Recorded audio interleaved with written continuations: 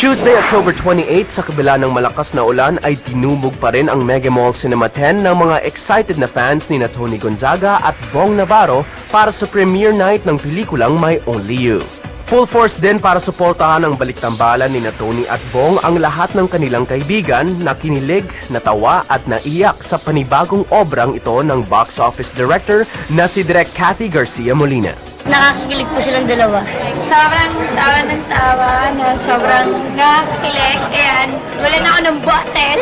Yung sa kakatilig sa kanilang dalawa. It's another certified hit from Tony and Bong yan, for sure. Box office ito kasi syempre directed by Direk Cathy Garcia Molina. Panoorin nyo na! Hindi lang nakakakilig, nakakaiyak, at saka nakakatawa. Ganda ng movie, umiyak ako. Everyone should watch it. Galing! At ang gwapo ni Bong, magkakaroon siya ng award because of this. Kaya naman wala ring pagsidla ng tuwa at pasasalamat ang mga bida ng pelikula. And then sobrang inalagaan kami ni Direk Cathy. Sabi nga ni Direk, dito Bong, iba ka dito. Actually, mixed emotions. Naiyak, natutuwa, excited. At talagang very grateful dahil sa opportunity na nagkatrabaho kaming tatlo nila, Direk Cathy at Tim. They thank them. As always, thank you sa lahat ng sumusuporta, sa lahat ng pelikula ng Star, sa pelikula namin, and I hope you enjoy. Please watch. Samantalang ngayong darating na ang Kapaskuhan, may magbabalik. Makakasama ulit natin ang inang minahal ng buong bayan. Ang nag-iisang comedy concert queen na si Miss Ai de las Alas. Muli na namang patatawanin at paiiyakin ang lahat sa kanyang pagbabalik. Ang tanging ina niyong lahat. Pero ang tanging inang si Ai, tanging ina ring iniintriga.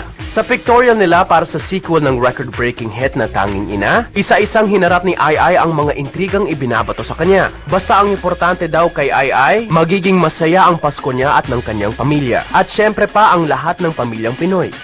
Marami, syempre yung mga bata nagsilakihan na. Iba na yung problema namin. And isang major is ako na yung presidente ng Republika ng Pilipinas. Next up, Gretchen Barreto. Sentro na naman ng kontrobersiya. Ang kanyang pagbubulgar tungkol sa di umunoy ka-date niya sa birthday party ni Annabel Rama. Ilalantad na. At Jeneline Mercado at manager niyang si Becky Aguila, bubuelta na sa handler na di umunoy ng loko sa kanila. Lahat ng yan when Cinema News Alert Weekend Edition returns.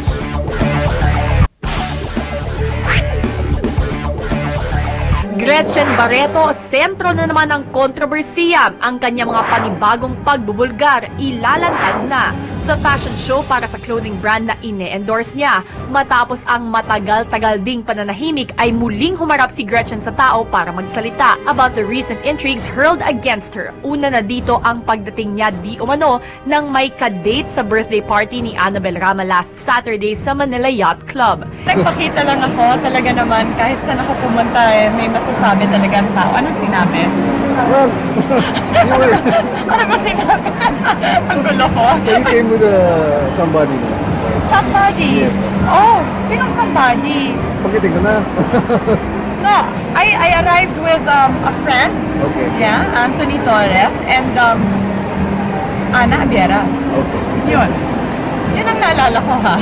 In the said party, inabangan din ng lahat kung magkukrus sa landas ni Gretchen at ng dating kaibigang nakaalita na si Nadia Montenegro. Pero hindi nagkita ang dalawa. Ganda, I'm really sorry kasi parang ang gulo-gulo ang daming tao nung gabing yun. Nang maungkat naman kung posibleng mapag-ayos sila ng panahon, ito ang binitawang pahayag ng aktres. Alam mo, right now, magpapasko na, wala akong panahon sa intriga. I only like anything that's positive is what I'm gonna take. Ayoko na ng negative. I just want peace in my life and peace for everybody. Parang hindi na natin kailangan at this point in our lives na, di ba, magulo pa. Ayoko na ng magulo. Sinubukan din kunin ng Cinema News Alert ang panig ni Gretchen tungkol sa naging suspensyon ni Christy Fermin sa ABS-CBN. Amin na lang yun. Nag-uusap kami ni Nanay Christy. Amin na lang yun. Ayoko nang isa publiko pa. Makakaawa naman si Tita Christy. She's Christy Fermin. And ganun naman yun sa career natin. May ups and may downs. And sometimes we welcome the down state because there's nowhere to go but up. Di ba ganun yun? Sa TV Patrol noong Wednesday ay nagbigay ng pahayag ang karelasyon ng aktres na si Tony Boy Cuanco patungkol sa aktres sa kabila ng walang tigil na pang-iintrigang nagkakalabuan na sila. It's all just evolving. Right now, I'm happy where it is. At ang reaksyon ni Gretchen, What am I supposed to say? I mean, I'm flattered. I'm thankful. I'm grateful that I am blessed with a kind of love that Tony has for me. It's what he calls unconditional love. And kung meron siyang naibibigay sa akin na pinahahalagahan ko, yun yung patience na meron siya para sa akin. Yun yung pagmamahal at respeto pa rin in spite of ... Samantala, pagkatapos i-announce na gagawa siya ng pelikula under Star Cinema with John Lloyd Cruz, ito naman ang update na ibinigay ng aktres. Yung movie next year na yon, maybe on the 4th or 5th month already, kung kakayanin ng schedule pa rin. And we're very, very, very, very, very lucky to have, ano may training, the Prince and Princess, the Prince and Me comedy. I love it! Wow, Navarro and Tony Gonzaga. Welcome! Welcome!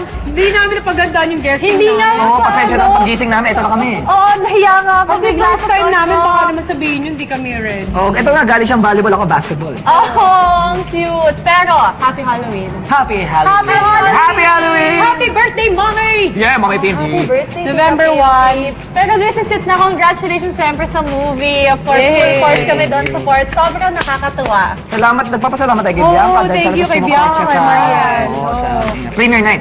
Kay Luis, no thank you. Si Luis, sino si Luis ulit? Sino na ulit? Pero eto na ang airtime chance niyo na magpasalamat sa lahat ng gusto niyong pasalamatan in the whole universe.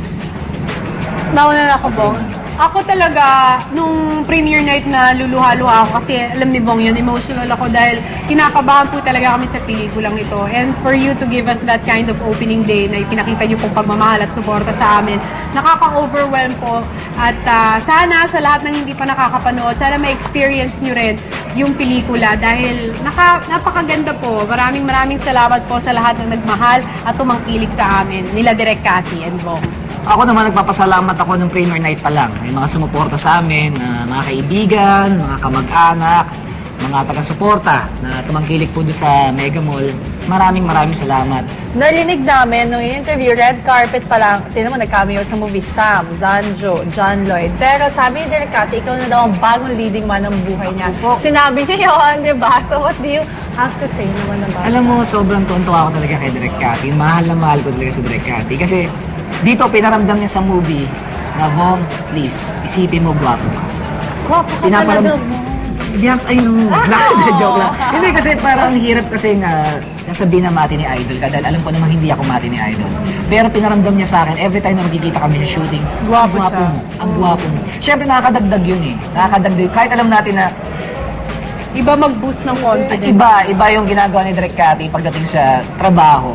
Ang galing, sobra. Kaya nagpapasalamat ako talaga sa kanya, Direk Cathy. Oh, congratulations, I'm sure.